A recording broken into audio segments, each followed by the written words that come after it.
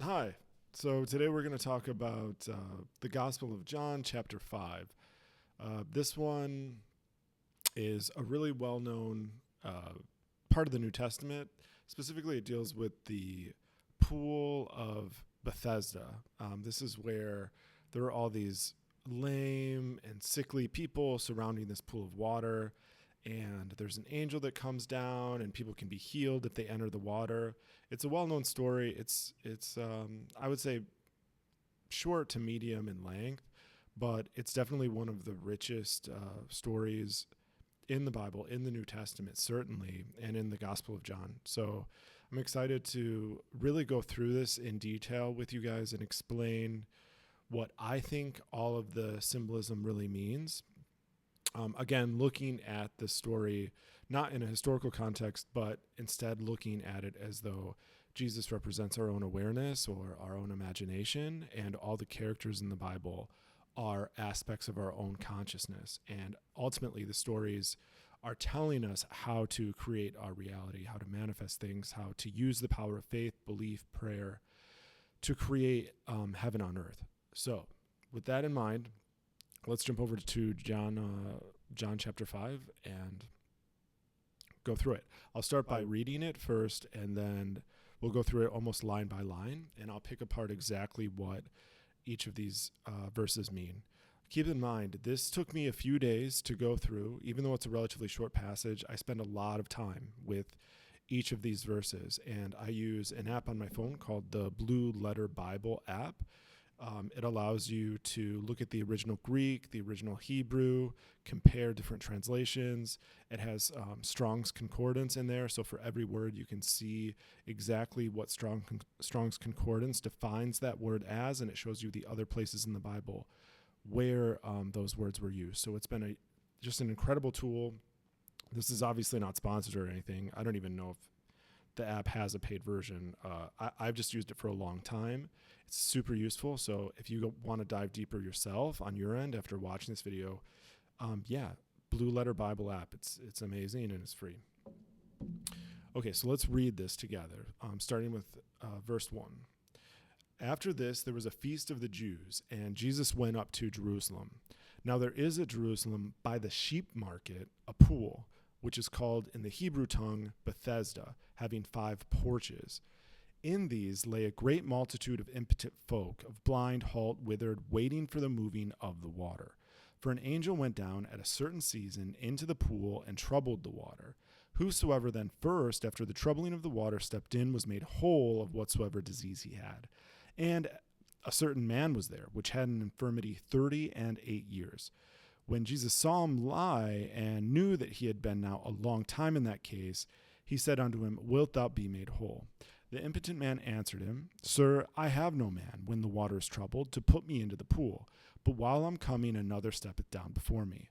Jesus saith unto him, Rise, take up thy bed, and walk. And immediately the man was made whole, took up his bed and walked, and on the same day was the Sabbath. The Jews therefore said unto him that was cured, It is the Sabbath day, it is not lawful for thee to carry thy bed. He answered them, He that made me whole, the same said unto me, Take up thy bed and walk. Then asked they him, What man is that which said unto thee, Take up thy bed and walk? And he that was healed wist not who it was, for Jesus had conveyed himself away, a multitude being in that place. Afterward, Jesus findeth him in the temple, and said unto him, Behold, thou art made whole. Sin no more, lest a worse thing come unto thee. The man departed and told the Jews that it was Jesus which made him whole. And then the Jews persecuted Jesus more, and that's basically the end of it. So, if we were to look at this as an allegory of sorts or symbolism for how we create things in our world, what would this all map to? What would all these symbols map to? So let's start at the beginning. Now there is at Jerusalem by the sheep market a pool. Right away, we're getting some weirdness here. So it's a relatively short parable. The fact that they throw in that it's by a sheep market seems significant. A lot of times with these Bible stories, in fact, I would argue every time, there's no extra details that aren't significant. So a sheep market seems like a weird thing to mention, and the fact that it's by this pool seems almost irrelevant to the story. So it's worth taking a closer look at what exactly the sheep market represents. if we look at the actual translation of sheep market, the word that's used, I believe it's something like protokinos. This is all in Greek since it's the Gospel of John. The word is probatikos. And probatikos really just means of relating to a four-legged creature. Most translations that are not the King James version, by the way, this is the King James that we're reading. Most translations that are other ones, they translate it as sheep gate, which is a more literal and I would argue more accurate translation. So if we think of it as a sheep gate, then that gives us a hint as to what's being discussed here, because within all of us, there is a sort of gate where ideas are led in and out of reality. So we have a sort of inner world, we have an outer world, and between those two is a gate. And the sheep, they can be thought of as thoughts that graze upon, or sort of beings or entities that graze upon our thoughts and our inner states, and then grow and flourish in the outside world. Sheep can also be thought as thoughts, or they can be conceived of as thoughts that they follow where we lead them. They're really passive in the sense they just kind of accept things as they are.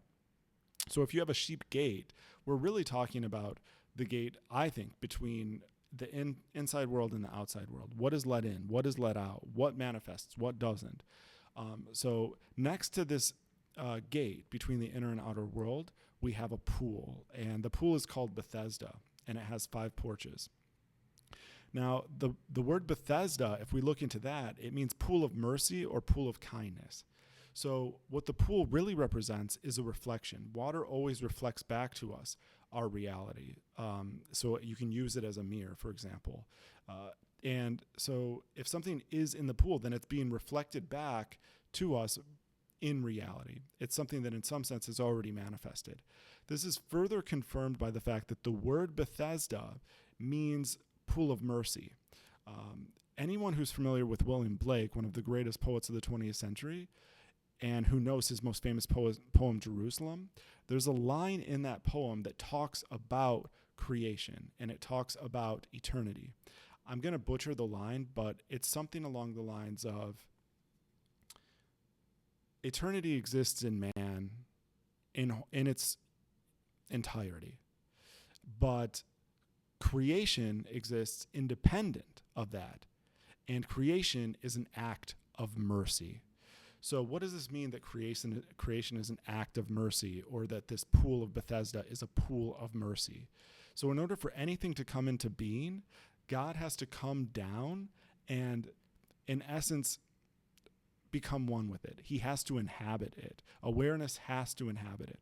And that can be seen as an act of pity, because it literally is a sort of descension from a more elevated state to now you're inhabiting something more worldly, more lowly. And so that is an act of mercy. It's an act of pity that allows things to come into creation.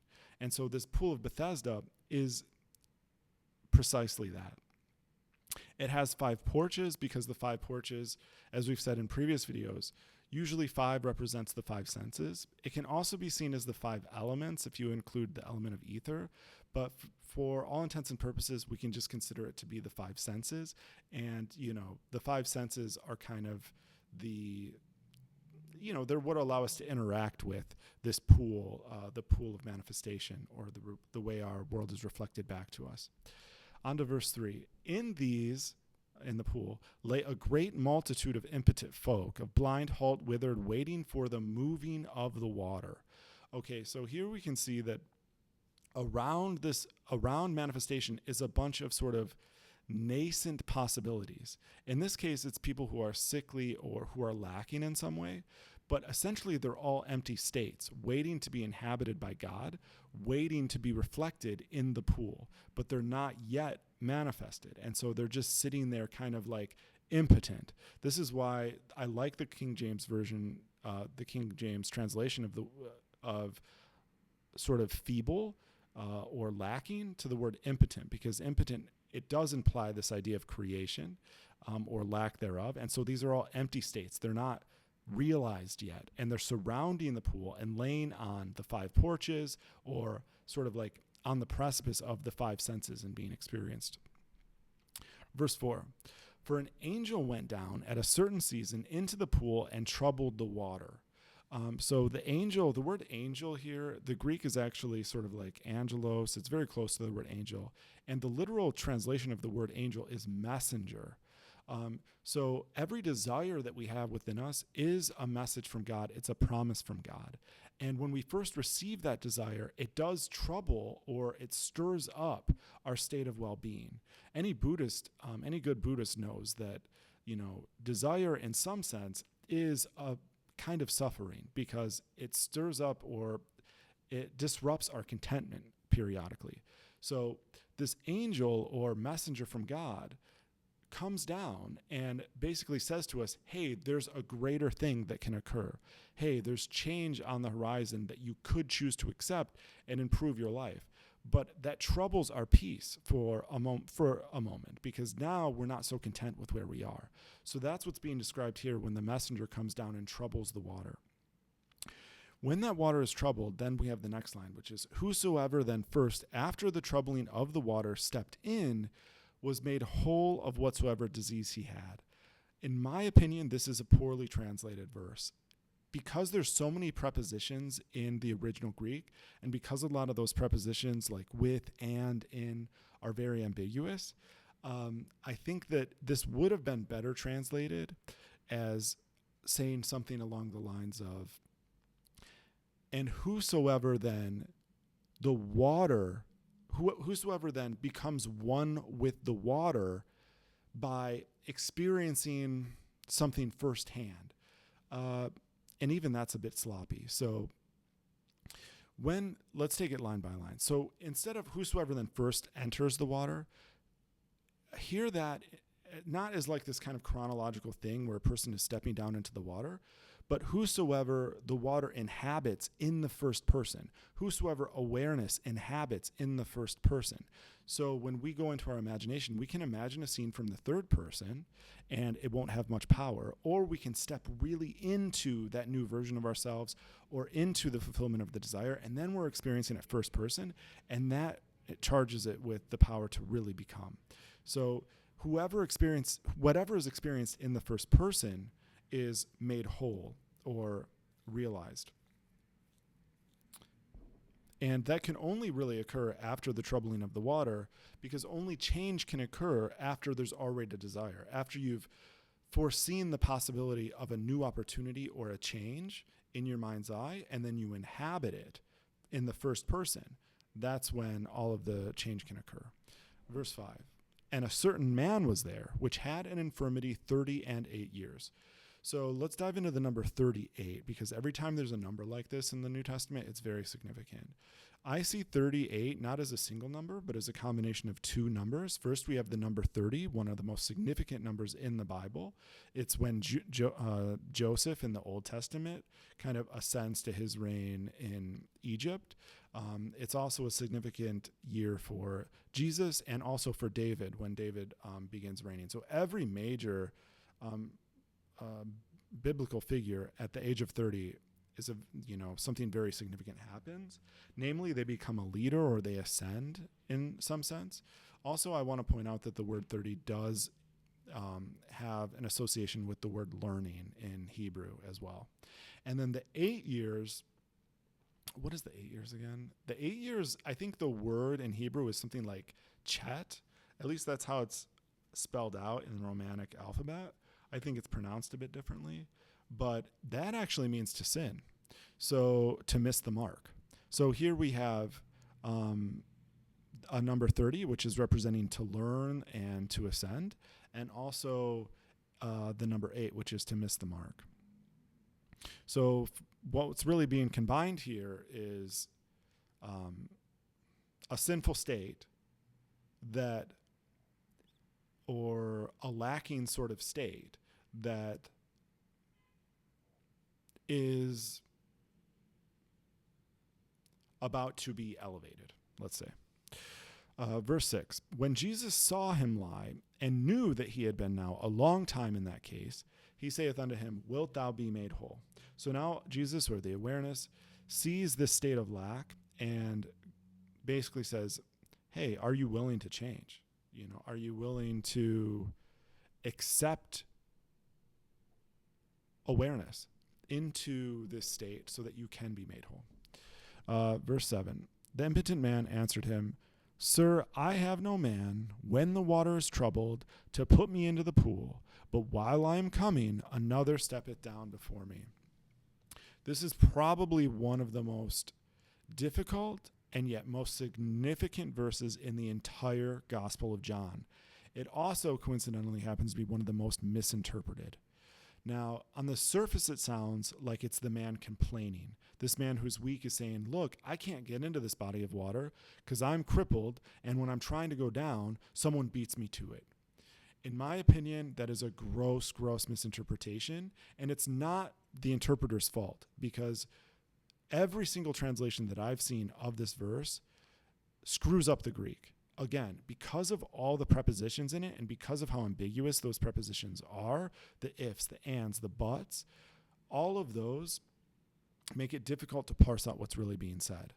But I feel pretty confident. I feel very confident in saying that what's really being described here is not a man complaining that he can't step into the pool, but a man confessing that he's aware how things are actually made. He's actually he's a state that's now ready to be inhabited by awareness and can consciously profess that to awareness. And this is confirmed by the next verse where Jesus simply says, rise up, take thy bed, and walk. We know that this confirms it because Jesus does not say to this man, okay, well then get up and get into the pool. Get up and walk and go into the pool. He doesn't say that. It's almost as though he doesn't hear the man when he's not concerned with this whole process of stepping into the pool. And so that implies to us that when the impotent man is talking to Jesus, he's actually not really talking about stepping down into the pool anyways, or either. Sure, he's talking about the pool in a sense, but he's talking about it in a different way, in an enlightened way. And it's because he signifies that enlightenment to Jesus that Jesus then allows him to be healed, in essence, allows that state to be made whole. So going back to verse 7 then, what is really being said here? It's not being said that the man can't get into the pool, but the man is actually confessing that while I am coming, another steppeth down before me. So I am is a very significant phrase in the Bible. He's not talking about, he's talking about awareness. And he's saying that I am has to come down and inhabit him. And when that happens, there's a reflection that occurs in manifestation that then makes things appear finally to be healed or fulfills the healing. I know that's convoluted, and I wish I could sort of explain it a bit clearer. Hopefully that sort of makes sense, though, what I'm trying to get at. The another that steppeth down before me is the man acknowledging that he realizes it's actually a reflection in the pool that shows him the healing, that it's a secondary effect, what reflects in the pool, what experience shows us. That's not the primary cause. And when he says, sir, I have no man when the water is troubled to put me into the pool, what he's confessing there is that he doesn't have any external means to realize this reflection. He can't use any traditional cause and effect tools to bring about the change. The only way that the change can come is that the I am descends or steppeth down into him, and then another is reflected in the pool. So again, it's convoluted. It's a difficult verse, and that's why it's so viciously misinterpreted and has been for so many years. But hopefully I shed a little bit of light on that for you guys. It's not a man complaining. It's a man on the verge of enlightenment, and that enlightenment is realized in the following verses. So Jesus says to this man, rise, take up thy bed, and walk. So now the state is allowed to flourish. Jesus inhabits the state, and it awakens.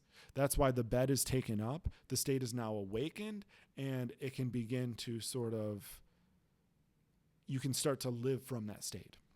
Verse 9, and immediately the man was made whole and took up his bed and walked, and on the same day was the Sabbath. So in the imagination, all things are done instantly. There's no time delay. So we know that we're still talking about in the inner world, this wholeness occurred. Immediately the wholeness occurred. The man took up his bed and walked. In his imagination now, the desire is fulfilled, whatever that desire might be. The state of lack is completely removed. And then we have, on the same day was the Sabbath. So what is the Sabbath day? The Sabbath day is the day of rest. It's after the fulfillment is already made. Then we just rest in it while things kind of like make the transition from internal acceptance to now external reflection. The Sabbath is that interval. So here it's on the interval that the man takes up his bed and walks, that the man awakens. But when the man does that on the Sabbath or on this day of rest, where the desire is fulfilled, but it's not yet reflected, then the Jews say to him, hey, it's not lawful to carry the bed. It's not lawful to accept the fulfillment of your desire. Why is it not lawful? Because there's no external justification for it yet. You fulfilled the desire within yourself using your imagination. You removed the lack, but you didn't have any rational or reasonable cause to believe it. So the Jews say, hey, it's not lawful. It doesn't follow the law of cause and effect externally. So then they ask him, no one asks him anything yet. So then the man answers when they say it's not lawful. The man who's now healed, he says, he that made me whole, the same said unto me, take up thy bed and walk. So what he's saying, so who's he that made him whole? Awareness. Awareness steps into the state of a being and just kind of awakens it, whatever that state may be. And then the Jews say to him, or the people who see the law of cause and effect and circumstances, the part of you, the rational mind, all of that. So they ask him, well, what man is it that said to thee, take up thy bed and walk? Again, there's the part of you is the part of you that's rational, the part of you that's based on the senses, all of that uses the facts of the world. They're still looking for a cause. They're saying, okay, so you're saying the cause was this person, this whatever this is. Who is it? Point us in that direction, because we need a justification in order to accept this as fact in the outside world. And now the healed man says that, let's just read it. Verse 13, and he that was healed wist not who it was, for Jesus had conveyed himself away, a multitude being in that place. Wow, there's a lot in this verse. So when the doubters or when the rational mind rushes in, then the state of being is sort of confused, right? It's sort of divided again. That oneness that allows us to stay in tune with our God, source, whatever, and our connection to it, that becomes fragmented again. And so when there's a multitude in that place, the true I am sort of hides itself away again. And so for a brief moment, all of these doubting thoughts sort of come in, you could say, doubting thoughts, or the search for external validation or whatever starts coming in. And for a moment, the healed state of being can't identify the true source, loses touch with the true source of the wholeness. Verse 14. But afterward, Jesus findeth him in the temple and said unto him, the healed man, behold, thou art made whole. Sin no more, lest a worse thing come unto thee. And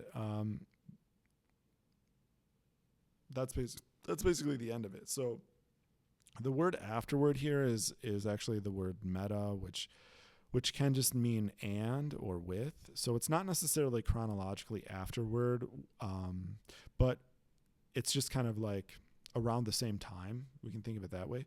Around the same time that all the doubting thoughts or all the seeking for justification for this new state comes into place, then Jesus findeth him in the temple. So awareness finds the healed state in the temple, which is your mind. And Jesus says unto this new state, behold, thou art made whole, sin no more, lest a worse thing come unto thee. So this sounds like a pretty harsh statement on behalf of Jesus. A lot of people would hear this as like, oh, wow, if Jesus comes down and heals you, or if he gives you a blessing, You better be really, really good, because otherwise he's going to take revenge on you and make things even worse, or something like that. I don't necessarily hear this that way. Remember, these are two parts of yourself talking to yourself. So this is the authoritative awareness part of yourself. Now speaking to the other part of yourself that's been healed internally, saying, okay, now you have permission to manifest yourself in the external world, and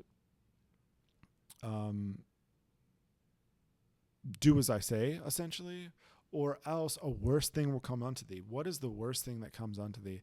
I think that ultimately it means I don't know, maybe like non-existence or something. So if we look at it as like a state that is now about to be fulfilled, has permission to be fulfilled, it always acts out. It's always going to ultimately be fulfilled. And so it's hard to imagine a scenario where Jesus or awareness inhabits a new state and then that state doesn't fulfill itself. But I suppose if that were to be the case, then it would essentially be non-existent or a non-existent state. And so that might be the worst thing, that the state itself just becomes completely obsolete or annihilated. That's how I hear it. That one, I think there's wiggle room there for multiple interpretations. So I'm not going to really, really like focus too heavily on that one. I don't think it's super important. But if any of you in the comments want to add to that, feel free to elucidate what verse 14 is actually saying here. And with that, I'll end it. I think this has been long enough. Hopefully this was really helpful. I had a ton of fun going through this story. It's one that I've been familiar with for a long time. And it was not immediately obvious what was being said. So I feel really satisfied with the insights that I was given through like my few days of study and prayer and meditation on this. And hopefully you guys got something out of it. Thanks again for listening, and hope you enjoyed. Bye.